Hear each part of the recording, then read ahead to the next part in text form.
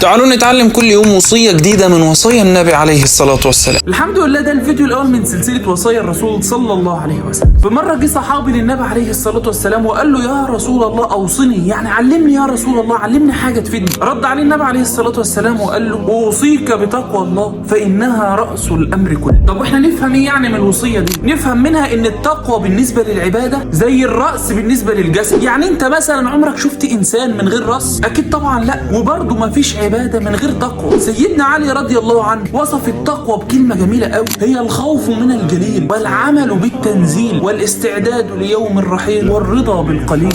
انا وانت لازم نحس بالتقوى دي، لازم تكون طالعة من جوه كده. حياتنا هتتغير جدا لو اتقينا الله سبحانه وتعالى في كل حاجة بنعملها في حياتك. اتقي الله في وقتك، في مذاكرتك، في زوجتك، في اولادك، في عملك، في اي حاجة بتعملها في يوم. ربنا سبحانه وتعالى بيقول: ومن يتق الله يجعل له مخرجا ويرزقه من حيث لا يحتسب. انت عايز ايه تاني؟ الخلاصه اول ما الفيديو ده يخلص اعقد النية خلاص ان انت هتتقي الله سبحانه وتعالى في كل حاجه في حياتك بعد كده. يعني اعمل ايه؟ يعني تعبد الله كانك تراه، فان لم تكن تراه فهو يراك.